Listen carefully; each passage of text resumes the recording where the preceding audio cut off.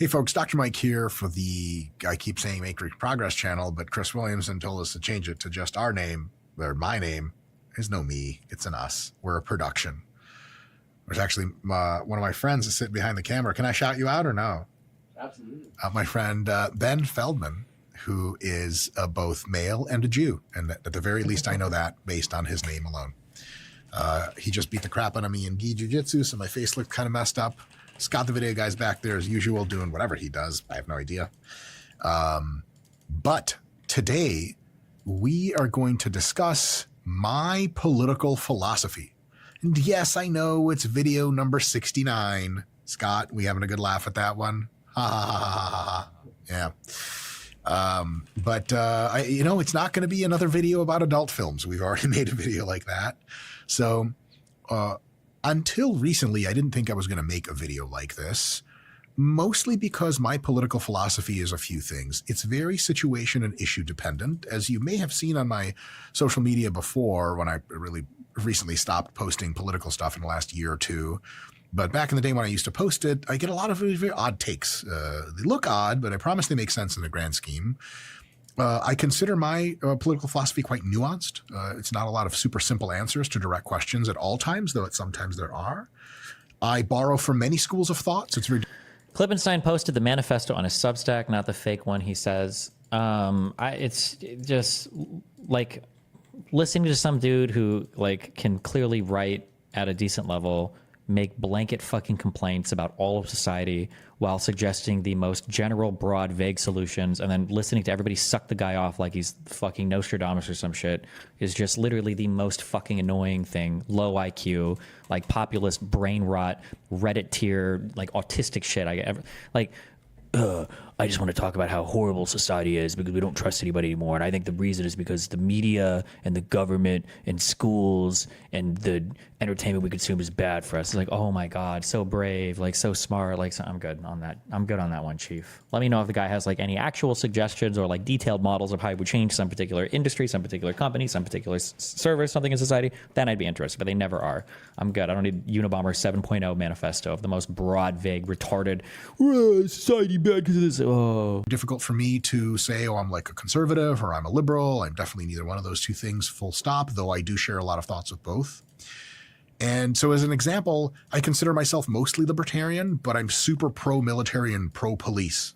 And like that alienates me from a substantial number of actual libertarians. And so it becomes quite confusing what the hell is it that I have as a core political philosophy. And the good news is recently, and so, sorry, before I get into what it is, why the hell am I making this video at all? A lot of people ask, and a lot of people are curious, and a lot of people that will sort of mention me or talk in the comments, they're kind of assuming a lot of things, and I just wanted to sort of clear this up so people can get a good read on me. And so if folks wanted to, get together and, I'm always down to sort of debate kind of anyone, the sufficient size platform that it makes sense for both of us, sort of thing. And so now that I can tell you guys what my political philosophy is, maybe you guys can even ask in the comments about like, well, I'd love to hear an explanation of X, Y, Z. I'm not an expert in economics. Destiny, what? Did he say my name? I didn't even hear. What? Sufficient. I'm always down to sort of debate kind of anyone, the sufficient, size platform that it makes sense for both of us, sort of thing. And so now that I can tell you guys what my political philosophy is, maybe you guys can even ask in the comments about like, well, I'd love to hear an explanation of X, Y, Z. I'm not an expert in economics or politics, but I can speak with like a little bit more clarity maybe than the average person about how some of these things are a little bit simpler than many people make out to be. And I really, really do think that. So basically that's why I'm making this video, just kind of put my cards on the table. And luckily, I've been doing some thinking about this. I've recently been able to encapsulate my core political philosophy in just 3 basic tenets. Just 3, which is really dope. And I think these are tenets that more people could look into and benefit from. Because if you start thinking about, are these good things to shoot for, or are these not so great things, how much nuance is there? If you buy what I'm selling you today, if you don't, no big deal. I have tons of respect for everyone of every political stripe. No big deal at all. But if you think a little bit about this, you might be like, yeah, that actually is maybe some decent points here that you can extract. You can take them to advocacy. You can take them to the voting booth. To quote P. Diddy, shake that ass in the voting booth. I don't think he actually said that, but the South Park guys said he said that, and was by no means clear what P. Diddy's doing now. Am I right, big dog? Get it, pimp. If he ever gets out of jail, I don't give a fuck. See you in the street. Shaking it in jail. I wonder, he probably has a good racket going in jail, doesn't he? What do we think about P. Diddy having a time of his life in jail? Good time, Ben? Good time, bad time? Really good time. Did he? Oh, yeah, because he's the man. Yeah, people love them. They worship them. 100%. You're going to get instant auto security because some of the smarter guys are going to be like, if I protect P. Diddy in here, I'm entitled to eat out there, right? Something's got to happen. In any case, this will not be a video about P. Diddy. Scott, should we hit episode 70, the P. Diddy affair? Like, I don't even know what I'm talking about. I'm reading off like news snippets. Like, I guess he had a lot of baby oil in it. I don't know what the fuck's going on. So maybe some benefits from hearing me BS about this. So my core political philosophy is the following. I am generally, so its specific policies get their own attention, generally in favor of policies that promote increases in some combination of freedom, wealth, and cleanliness. Cleanliness isn't the best term. I'll tell you in a little bit what that means. There's got to be a better term for it, but for now, I'm sticking to it. So over time, I'll probably re-articulate these concepts in a more succinct way that makes a little bit more sense. But for now, freedom, wealth, and cleanliness. Specifically, I'm generally more in favor of policies that promote increases in freedom, increases in wealth, and increases in cleanliness of the median citizen of a country over the long term. And to me, the long term is years and decades. There's a term in Keynesian economics called, because people say, what about the long term? And the term is something to the effect of, in the long term, we're all dead, but not by much. It turns out that the way you build societies that do an amazing amount of good is you think long term. Like if you want to build a body that looks cool, you don't think about like what is tasty now. You think about what do I want to look like tomorrow. And so people say there's kind of a lack of meaning in modern societies. I get it. It's totally a thing. But if you derive a deep meaning from making decisions now that will not only benefit you later, but your children later, your grandchildren later, and future generations even more, you can die for a purpose. You can die having lived a long life of productive efforts and supporting the right policies. Subjectively Retarded Films podcast this way, right? Head aligned to the right and not centered. No, actually, this is totally acceptable. Typically, if you like rule of thirds out any particular frame, you want action happening like at the intersection of the lines. You could center things, but you could also be off to the side here. This is like nice and cinematic. It looks like he's using a non-16:9 aspect ratio. I don't know if it would be 16:10 or something, but we get little black bars here. So it's a wider shot, more cinematic, nice lighting over here. I think it's a nice shot. I think it's cute. And leave a world behind that's better and even better on its way to still better stuff. That's fucking worth it versus just milking out whatever the fuck you can and then croaking. Fuck all that. It's a dope way to live if you don't hurt anybody, but there's something deeper here. There's something more. So when I say I'm pro-freedom and pro-wealth and pro-cleanliness, I mean that not just now, but oh yeah, also when he brings up like text and stuff, you can put it here on the left without having to move his shit around and it looks nice. Especially building a society or a group or a corporation or whatever value system kind of constraint you have out into the future. So I'm going to break this down into freedom and then wealth and then cleanliness and tell you all about kind of the basics of what these mean and sort of what kind of policies I tend to support and really why, right? I did not arrive at these just because I like feel them on vibes. I initially arrived at freedom being awesome on vibes back when I was a young Ayn Randian. I got 2 tattoos from that era. They're dope. But vibes aren't good enough. We have good logical reasons to believe that these things are objectively good. And yes, I do mean that. So what do I mean by freedom? I mean specifically a type of freedom that philosophers called negative freedom, because there's negative freedom and positive freedom. Negative freedom is generally defined or understood very generally. Again, if you guys want to get into pedantic nuances, I'm there for it, but not in the constraints of this video. Negative freedom is understood generally to be the freedom not to be coerced so long as you're not interfering in the lives of others, which means I'm 1000% down contextually in a nuanced way, but generally very much down for every single religious freedom, as long as it doesn't hurt other people who aren't willing participants. All social freedoms pretty much. Sexual orientation, I love you, come give me a hug. Drug use, my man, where are you scoring at? Freedom of speech, love it. I would say a lot more if we had real solid fucking freedom. We do have real good freedom of speech in the US, but like YouTube's a private company and I'm not going to step on their toes. So there's a lot of things I don't say. Free speech is super, super dope and super critical. You name it. I'm from all of those freedoms on the social side.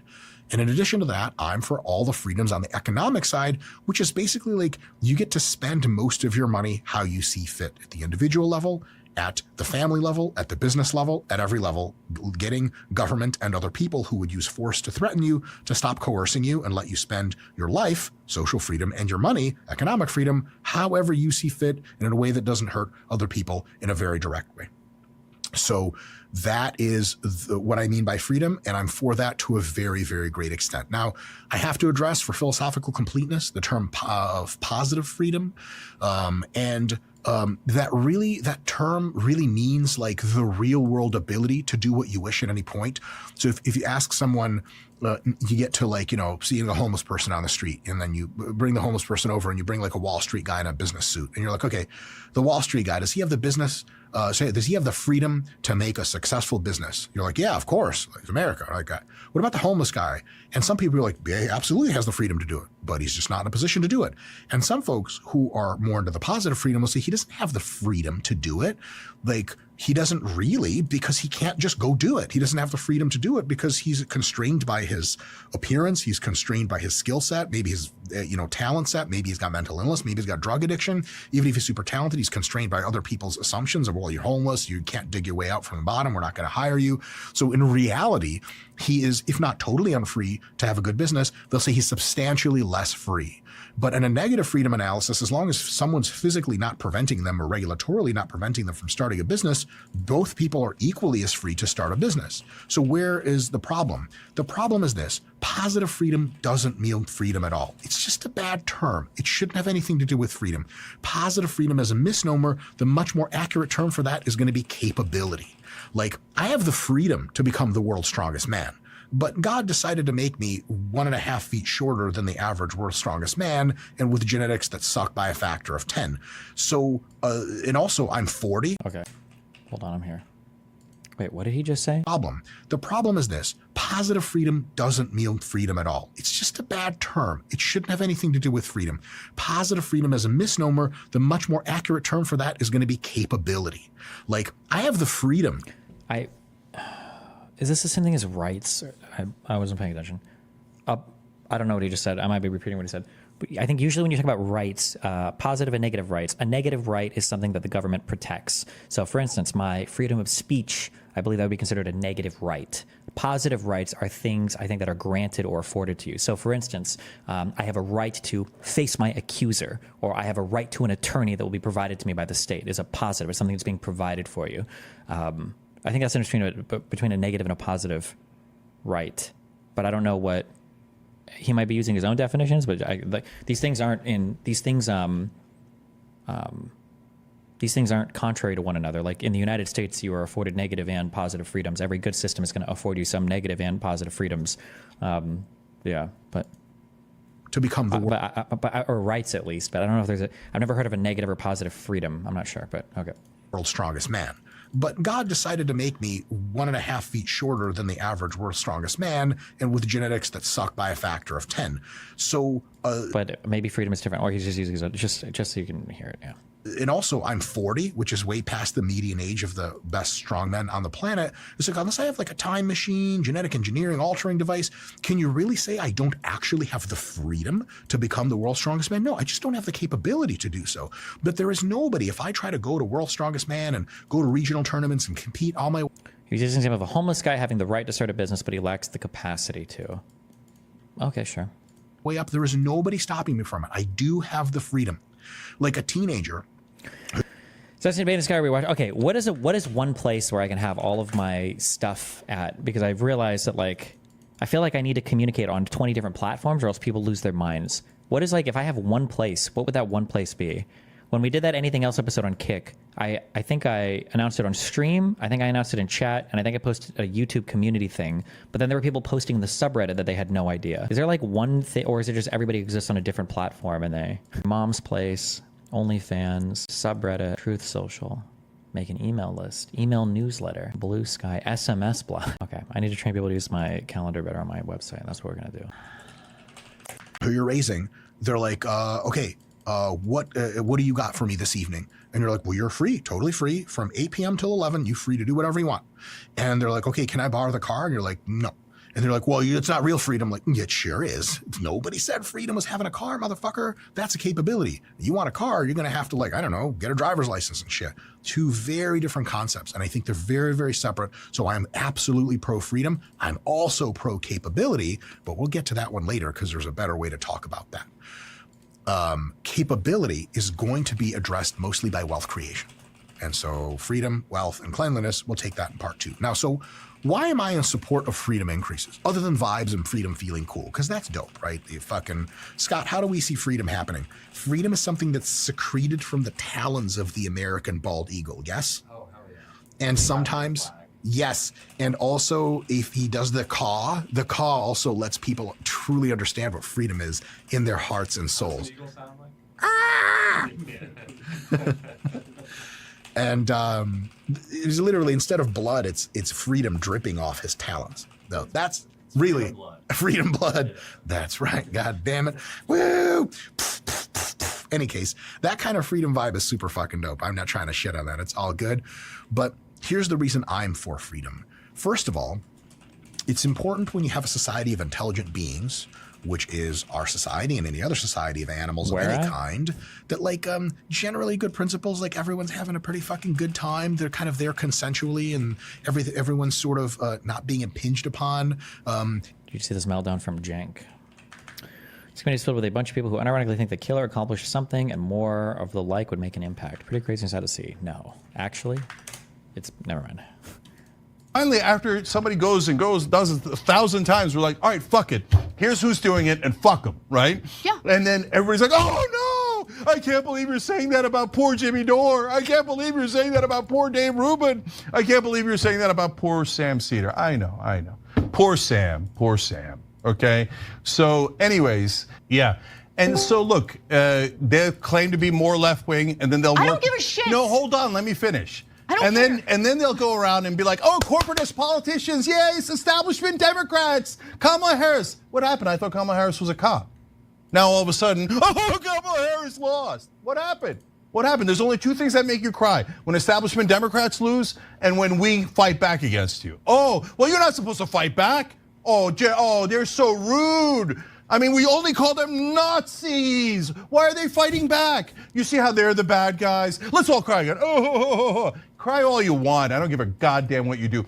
But if you guys support a corporatist prick in the next primary because of identity politics or any other bullshit, I'm going to let everybody know that all of the things you've ever done in your life was apparently totally and utterly fraudulent. And all you wanted was to get some pats on the head from the establishment. We're populists. Are you guys populists? I don't see that at all. Oh, cheer for the establishment, yay! Okay, go ahead, do it in the next primary. Go support Pete Buttigieg in the next primary or Gavin Newsom. Let me see you, okay? Fuck, is Anna poisoning his brain? Why do they hate Pete Buttigieg? I sincerely believe that the overeducated thing plays, like, people on the left are also against like the intelligentsia or whatever. Like Pete being able to speak for, I feel like I specifically heard on the Young Turks them making fun of the fact that like Pete could speak 5 languages or shit like that. Like that type of like intellectual whatever white person. Like I think for my community, as a community oriented towards tech gamer men or whatever the fuck, like we might appreciate that. But I think for people like this, I think these guys don't like that type of speak. Feels not good. It feels like donor class speak. Pete Buttigieg, he seems like the kind of guy, he just looks to me like the kind of guy that would deny your insurance claim with AI. That's what he feels like to me. Where's Josiah at? Why are you in chat? Join so you don't join at the end of fucking stream. What do you want?